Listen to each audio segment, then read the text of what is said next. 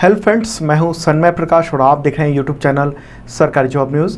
ये 9 अक्टूबर 2020 के important current affairs questions हैं। पीडीएफ अवेलेबल है विद नोट्स, एमसीक्यू है। इस वीडियो के डिस्क्रिप्शन से आपको मिल जाएगा फ्री में, या आप इसे वीडियो खत्म होने से ठीक पहले मेरे बगल में जो डाउनलोड का लिंक आता है वहाँ से ले सकते हैं। कई सारे क्वेश्चन हैं। उससे पहले बता दूँ आपको कि इस साल का यानी 2020 का जो करंट अफेयर्स है उसका सितंबर तक का अपडेट आ चुका है। आप लोग इंतज़ार कर रहे थे वो अपडेट कब आएगा।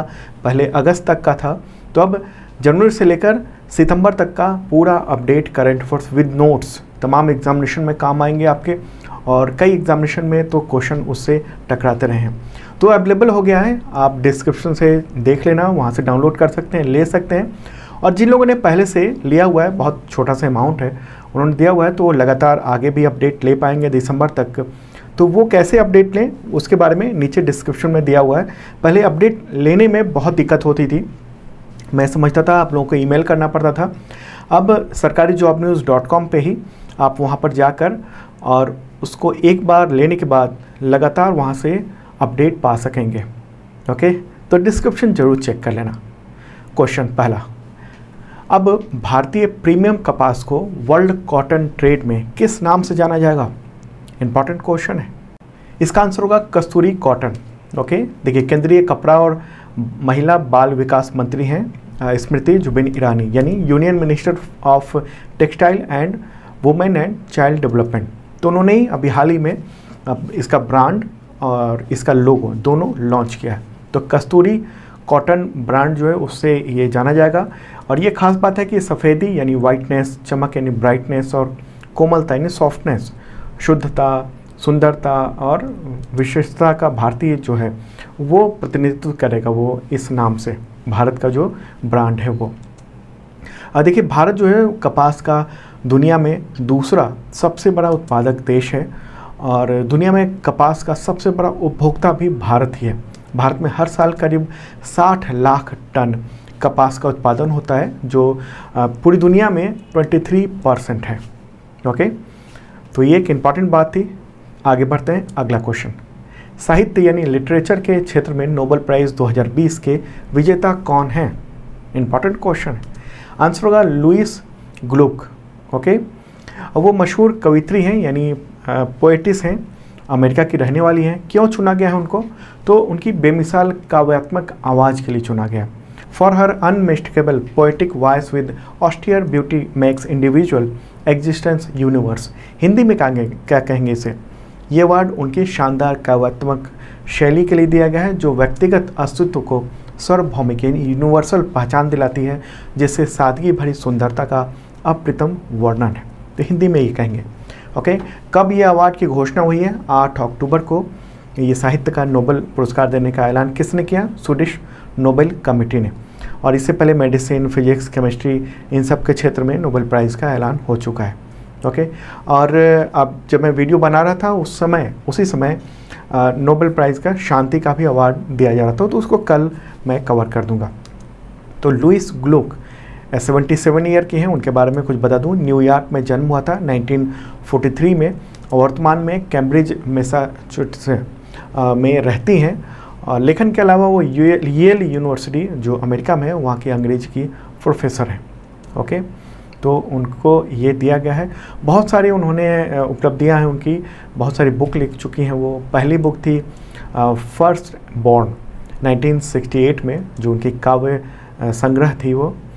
ओके, और भी बहुत सारी उन्होंने बुक्स लिखी है, बहुत सारे अवार्ड भी उनको मिल चुके हैं। ओके, अच्छा, आप लोग एक सवाल पूछ रहे थे बार बार कि नोबेल प्राइज़ का अमाउंट कितना है।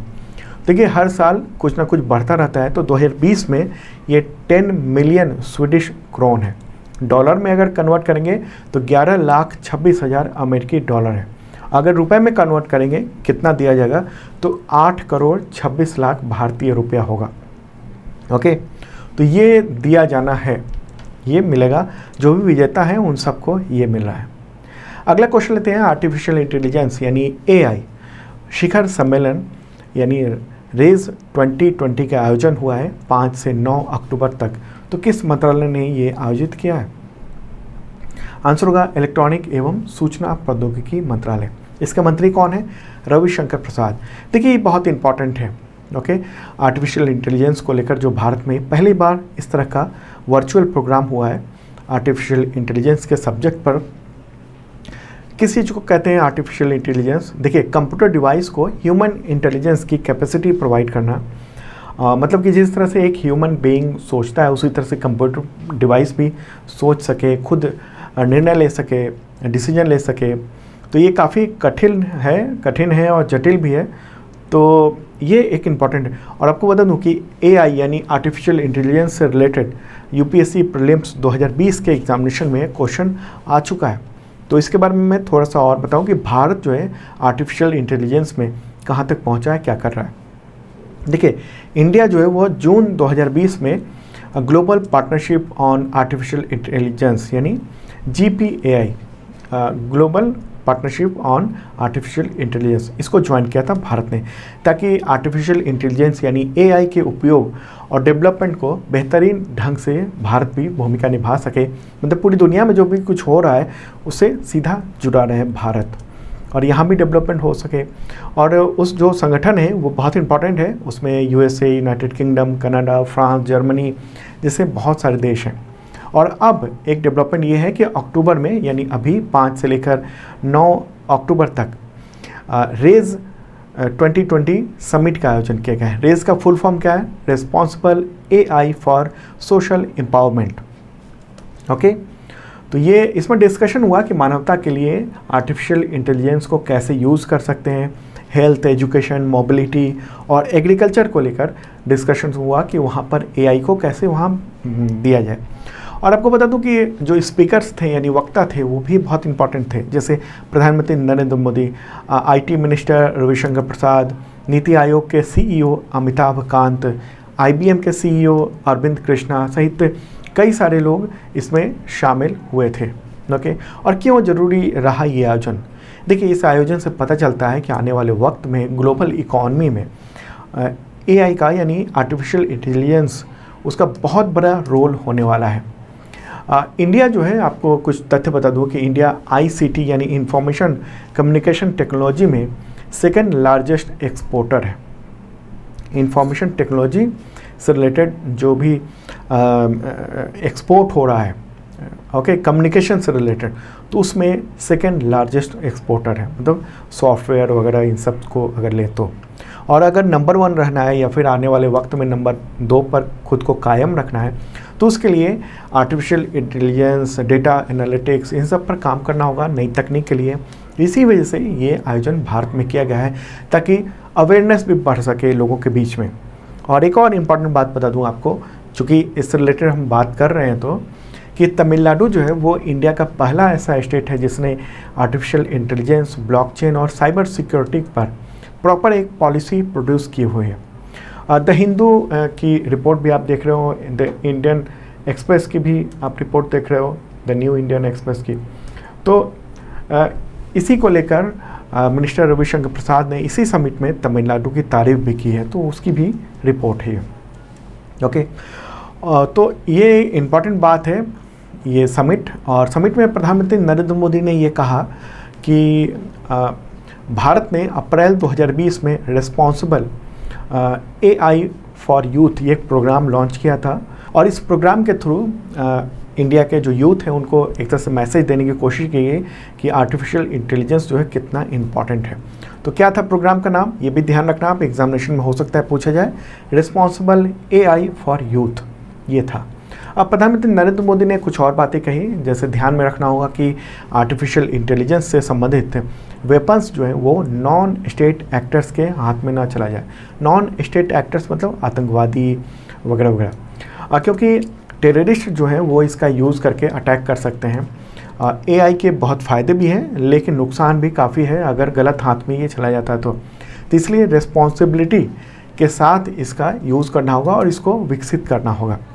और भविष्य में AI का उपयोग डिजास्टर मैनेजमेंट इन सब में काफ़ी बेहतर ढंग से हो सकता है।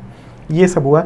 और एक और बात कि जो नेशनल एजुकेशन पॉलिसी लॉन्च हुई है केंद्र सरकार के द्वारा, उसमें AI को भी शामिल किया गया है। तो इतना इम्पोर्टेंस रखता है AI।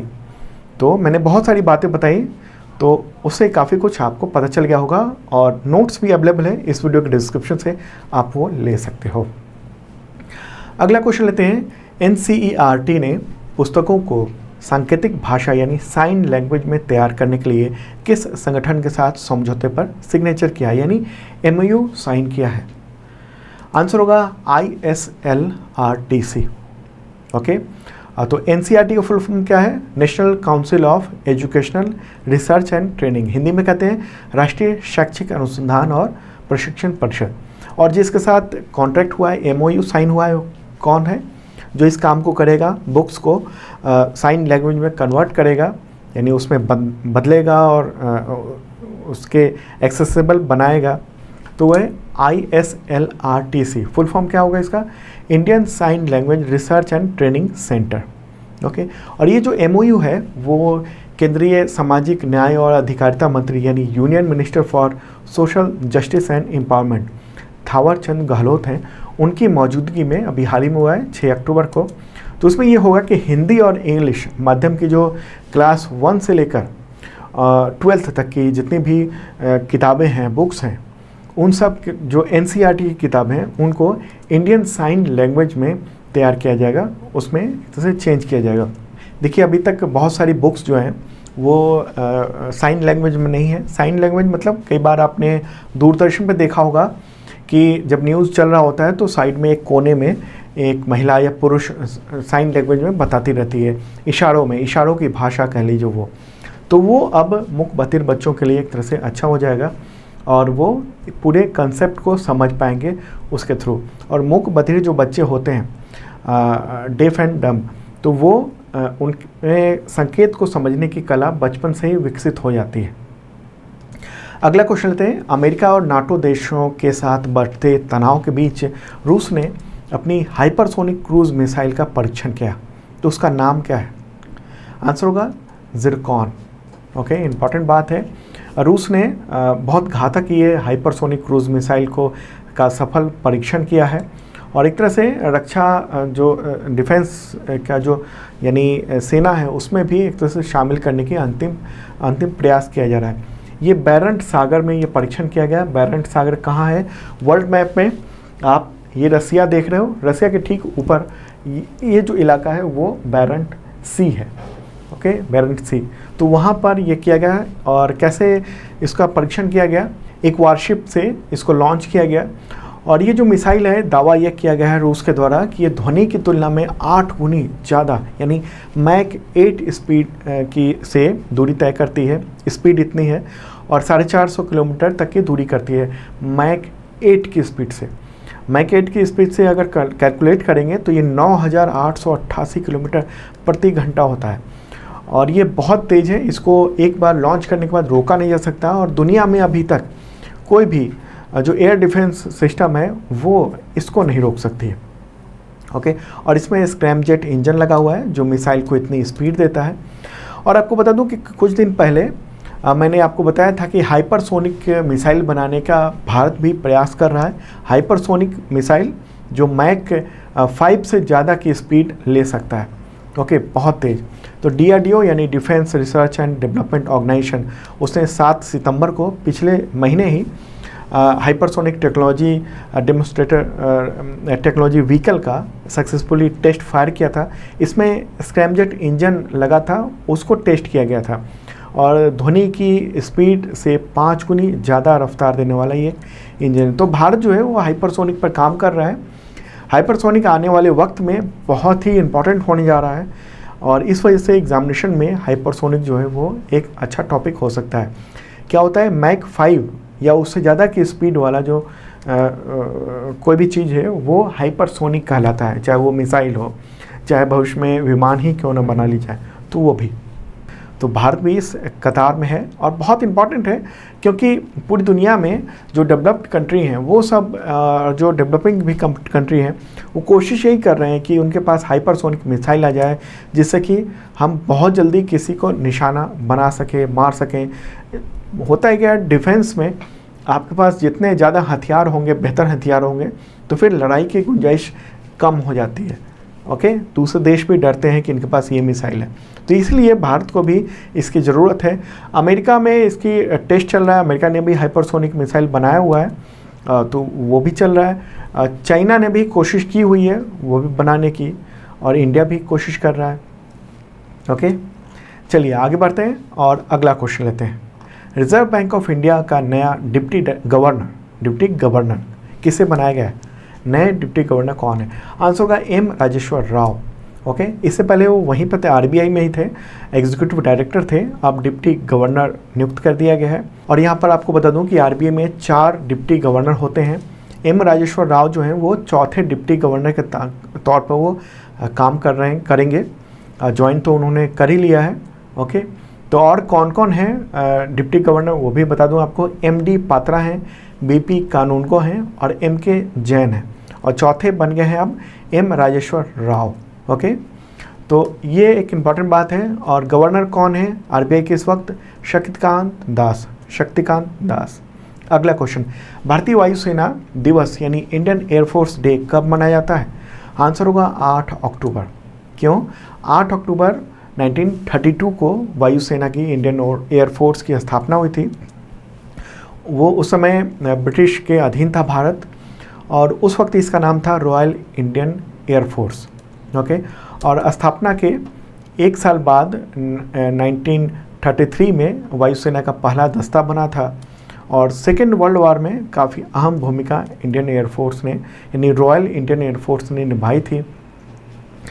शुरू में जो है आज़ादी से पहले जो एयरफोर्स है वो आर्मी के अंतर्गत ही काम करती थी, लेकिन आज़ादी के बाद इसमें से वायुसेना जो था इसका रॉयल नाम हटा दिया गया था, इंडियन एयरफोर्स कर दिया गया था, और अलग कर दिया गया था, मतलब आर्मी से अलग एक इंडिपेंडेंट कर दिया गया था। और इंडियन एयरफोर्स के यानी इंडिपेंडेंस के बाद, भारत के इंडिपेंडेंस के बाद पहले जो एयर चीफ मार्शल थे वो कौन थे भारतीय वायुसेना के? तो सर थॉमस डब्ल्यू एल्महर्ट वो थे। ओके, तो इस बार जो है वो 88वां स्थापना दिवस मनाया गया है 8 अक्टूबर को। और ख़ास बात है कि राफेल, तेजस, इन सब ने शक्ति प्रदर्शन किया अलग अलग जगहों पर। ओके, तो एक बात है। और इस वक्त एयर चीफ मार्शल कौन है? राकेश कुमार सिंह भदौरिया। अगला क्वेश्चन लेते हैं, विश्व कपास दिवस कब मनाया जाता है? आंसर होगा इसका 7 अक्टूबर। अगला क्वेश्चन लेते हैं, इंडिया पोस्ट पेमेंट बैंक यानी IPPB उसके MD और CEO के तौर पर किसको नियुक्ति की गई है? किसको बनाया गया है MD और CEO? आंसर होगा जे वेंकट रमू। किसका स्थान लेंगे वो? सुरेश सेठी का स्थान लेंगे, जो मार्च 2020 तक इस पद पर उन्होंने काम किया था, सुरेश सेठी। और उसके बाद अब कुछ वक्त पद खाली था, टेम्परेरी किसी को चार्ज दिया गया था, लेकिन अब जे वेंकट रमू जो है वो इसके CEO और MD हो जाएंगे।